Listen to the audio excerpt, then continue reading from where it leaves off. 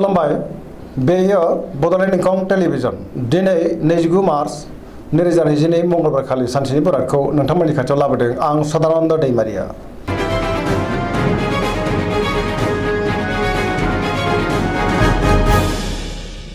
सिगां फरायनो लादों मेष राशि गिबि हांखो अ ल। दिनैनि साना जोबोर मोजां, सुथुरखौ गोरलैयैनो फेजेननो हागोन, गोसोनि साननायफ्रा मोगथाङाव जाफुंगोन, गोबां जेंनाजों मोगा मोगि जानांब्लाबो जेंनाफोरखौ सुस्रांनो हागोन, गोजोननि आंखाल जानाय नङा। गोसोखौ दिनै जोबोर गोजोननाय मोनगोन, गुबुननि गोसोखौ गोरलैयैनो बोनोबो हागोन, गोसोनि साननायफ्रा पजिटिभ जागोन, देहाया दिनै मोजाङै थागोन, रांखावरियाव मोजां नाथाय अब्लाबो खरसायाबो बांगोन, बेफार फालांगियावबो मोजां होनजायो। न'खराव दिनै अननानै फैगोन, मावनो लानाय खामानिखौ थि समावनो आरो गोरलैयैनो मावफुंनोबो हागोन, पजिटिभ एनार्जिनि गोहोमबो गोग्लैगोन। लाइमोनफोरनि गोसोआ दिनै जोबोर रमान्टिक जागोन आरो गोसोनि साननायखौ फोरमायलायनोबो हागोन।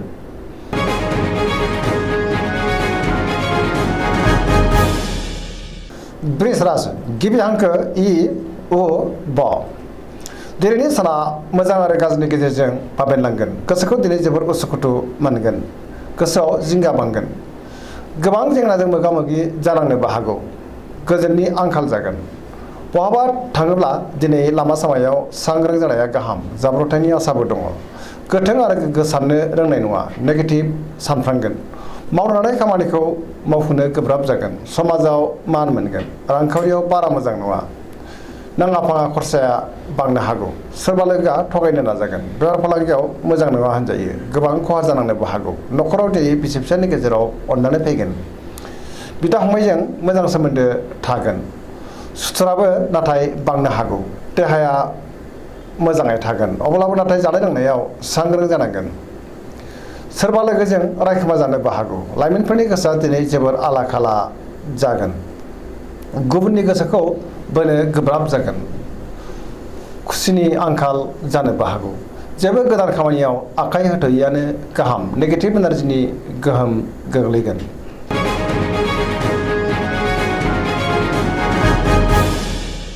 मिथुन राशि गिबि हांखो ख स।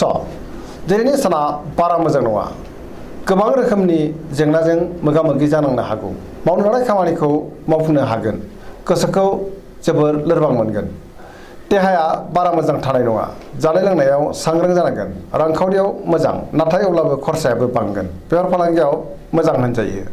न'खराव दिनै अननानै फैगोन, समाजावबो मान मोननो हागोन, गोसोनि साननाया नाथाय देबोर नांगोन, गुबुननि गोसोखौ बोनो गोब्राब जागोन, सिगांनि बबेबा जेंनाखौ सुस्रांनोबो गोब्राब जागोन, गोसोआ जोबोर उसाव बादाव जागोन। लाइमोनफ्रा बहानिफ्रायबा मोजां खौरां मोननोबो हागौ, फरायसाफ्रा फरायनायाव गोसो दुंखांगोन आरो मोजां फिथाइ मोननोबो हागोन।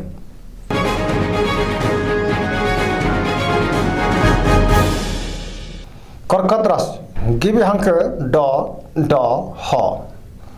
दिनैनि साना जोबोर मोजां, सोरबा लोगोजों बाख्नाय जानोबो हागौ, लोगोफोरनि हेफाजाब मोनगोन, गोबां बिथिङाव गोदान आरो मोजां खाबु फैनोबो हागौ, गोसोखौ दिनै जोबोर गोजोननाय मोनगोन, पजिटिभ साननो रोंगोन, मावनो लानाय खामानिखौ थि समावनो आरो गोरलैयैनो मावफुंनोबो हागोन, रांखावरियाव मोजां, अब्लाबो नाथाय खरसायाबो बांगोन, बेफार फालांगियाव मोजां होनजायो, आयाबो बांगोन, देहाया दिनै मोजाङै थागोन, गुबुननि गोसोखौ बोनो हागोन, न'खराव बिसि फिसायनि गेजेराव अननानै फैगोन, बिदा फंबायजों मोजां सोमोन्दो थागोन, गोसोआ दिनै जोबोर खुसि जागोन, बहानिफ्रायबा मोजां खौरां फैनोबो हागौ।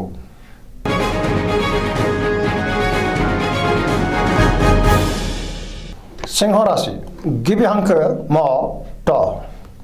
दिनैनि साना जोबोर मोजां, बयजोंबो अनजागोन आरो गुबुनजोंबो जोबोर बाख्नाय जागोन, गोसोखौ दिनै जोबोर गोजोननाय मोनगोन, गोसोनि बोलोआ बांगोन, देहाया दिनै मोजाङै थागोन, अब्लाबो नाथाय जानाय लोंनायाव सांग्रां जानांगोन, गोबां बिथिङावनो जाफुंसारगोन, माबा नङा माबा मोनसे मोजां खौरां फैनोबो हागौ, गोसोखौ दिनै जोबोर खुसि मोनगोन आरो गोसोआ जोबोर रमान्टिकबो जागोन, समाजाव लोगो लेवा बांगोन, मावनो लानाय खामानिखौ थि समावनो मावफुंनो हागोन, रांखावरियाव दिनै जोबोर मोजां, बेफार फालांगियावबो जोबोर मोजां मुलाम्फा मोनगोन, न'खराव अननानै फैगोन, गुबुननि थाखाय गोबां मोजां खामानि मावनानै होनोबो हागोन, गोसोआ दिनै जोबोर खुसि जागोन आरो जोबोर गोख्रों जागोन, सोरबा रोंग'सानिफ्राय मोजां बोसोन मोननोबो हागोन।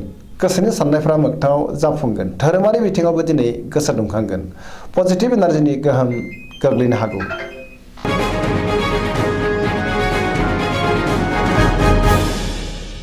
कन्या राशि गिबि हांखो प ट। दिनैनि साना मोजां आरो गाज्रिनि गेजेरजों बाबेलांगोन। गोसोनि साननायफ्रा देबोरनांगोन। बयजोंबो गोरोबनो रोंनाय नङा जानो हागौ। हरखाबै सोरबा लोगोनिफ्राय गाज्रि खौरां फैनोबो हागौ।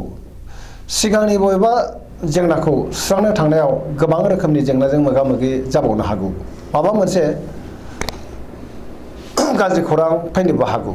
गुबुननि गोसोखौ बोनो हागोन। रांखावरियाव मोजां, नाथाय अब्लाबो नाङा फाङा खरसायाबो बांगोन। बेफार फालांगियाव मोजां, देहायाबो मोजाङैनो थागोन। अब्लाबो नाथाय जानाय लोंनायाव सांग्रां जानांगोन। गोबां सुबुंजों बहाबा लोगो मोनज्लायनोबो हागौ। न'खराव दिनै बिसि फिसायनि गेजेराव अननानै फैगोन। बिदा फंबायजों मोजां सोमोन्दो थागोन। समाजावबो दिनै मान मोनगोन। लाइमोनफोरा जोबोर रमान्टिक जागोन आरो गोसोनि साननायखौ फोरमायलायनोबो हागोन।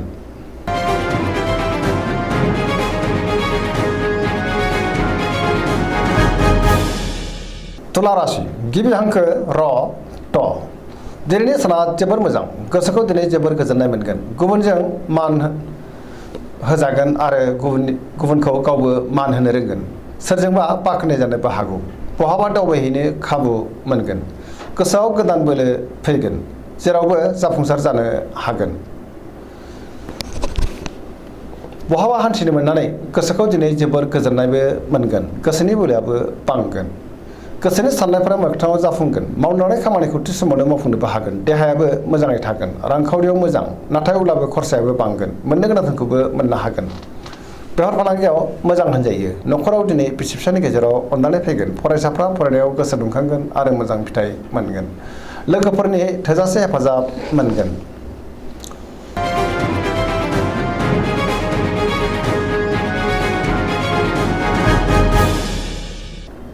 वृश्चिक राशि गिबि हांखो न स। दिनैनि साना जोबोर मोजां। गोसोनि बोलोआ बांगोन। समाजाव लोगो लेवा बांगोन। गोसोखौ दिनै जोबोर गोजोननायबो मोनगोन। देहायाबो मोजाङै थागोन। पजिटिभ एनार्जिनि गोहोमबो गोग्लैगोन। गोसोआव पजिटिभ साननाय फैगोन। रांखावरियाव मोजां, मोननो गोनां धोनखौ मोननो हागोन। गोबां धोन आरजिनोबो हागोन। मावनो लानाय खामानिखौ थि समावनो मावफुंनोबो हागोन। गोसोनि साननायफ्रा मोगथाङाव जाफुंगोन। गोसोनि बोलोआबो बांगोन। समाजावबो दिनै गोबां मान मोनगोन। न'खराव दिनै बिसि फिसायनि गेजेराव अननानै फैगोन। बेफार फालांगियाव मोजां मुलाम्फा मोनगोन। गुबुननि गोसोखौ गोरलैयैनो बोनो हागोन। सेंग्रा सिख्लाफ्रा गोसोखौ दिनै जोबोर रमान्टिक मोनगोन आरो गावबा गावनि गोसोनि साननायफोरखौबो फोरमायलायनोबो हागोन। फरायसाफ्रा फरायनायाव गोसो दुंखांगोन आरो मोजां फिथाइ मोननोबो हागोन।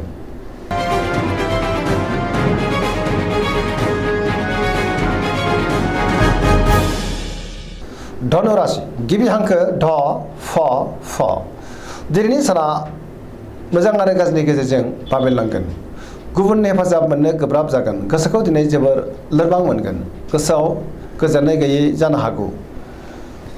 नेगेटिभ एनार्जिनि गोहोमबो गोग्लैनो हागौ। मावनो लानाय खामानिखौ थि समावनो मावफुंनो गोब्राब जागोन। गोसोनि साननायफ्रा देबारनांगोन। रांखावरियाव बारा मोजां नङा। नाङा फाङा खरसाया बांगोन। बेफार फालांगियाव बारा मोजां नङा। समाजाव मान मोनगोन। देहाया मोजाङै थागोन। न'खरावबो बिसि फिसायनि गेजेराव अननानै फैगोन। बिदा फंबायनिफ्रायबो हेफाजाबखौ मोननो हागोन। सुथुरखौ फेजेननो गोब्राब जागोन। सोरनिबा गाज्रि नोजोर गोग्लैनोबो हागौ। गोसोआ दिनै जोबोर आला खाला जागोन। फरायसाफ्रा फरायनायाव गोसो दुंखांगोन आरो मोजां फिथाइ मोनगोन।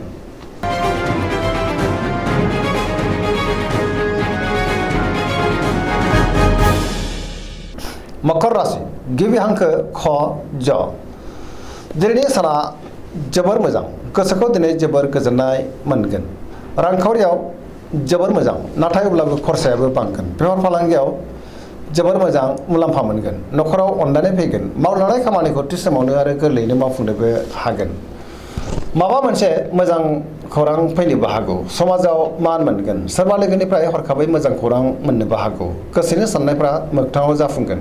गोसोनि बोलोआबो बांगोन। गोसोआ दिनै जोबोर रमान्टिक जागोन। फरायसाफ्रा फरायनायाव गोसो दुंखांगोन आरो मोजां फिथाइ मोनगोन। पजिटिभ एनार्जिनि गोहोम गोग्लैगोन।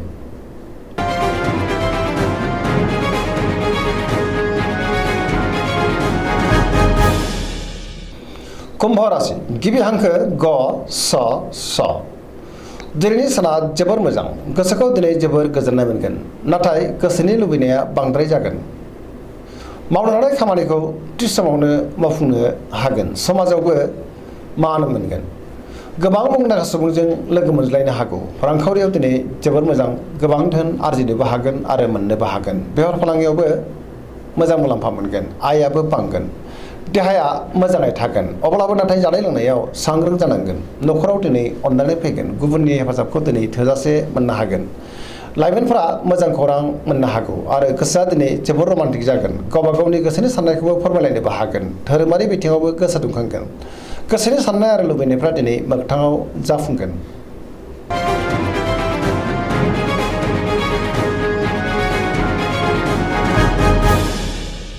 मीन राशि गिबि हांखो ड स दिनैनि साना बारा मोजां नङा नेगेटिभ एनार्जिनि गोहोम गोग्लैनो हागौ गोजोननि आंखाल जानोबो हागौ बयजोंबो गोरोबनो रोंनाय नङा गोसोखौ दिनै जोबोर उसुखुथु मोनगोन गोसोआव गोबां बिथिंनि बेले बेजे साननाय फैगोन नेगेटिभ सानफ्रांगोन मोनफ्रोमबो बिथिङावनो सांग्रां जानो गोनांथि दङ गोसोनि बोलोआ लोरबां जागोन गावनि गोसोनि साननायखौ गुबुननो नाथाय फोरमायनो हागोन गोसोखौ जोबोर आला खालाबो मोनगोन गुबुननि अनसायनाय मोननो गोब्राब जागोन सोरनिबा गाज्रि नोजोर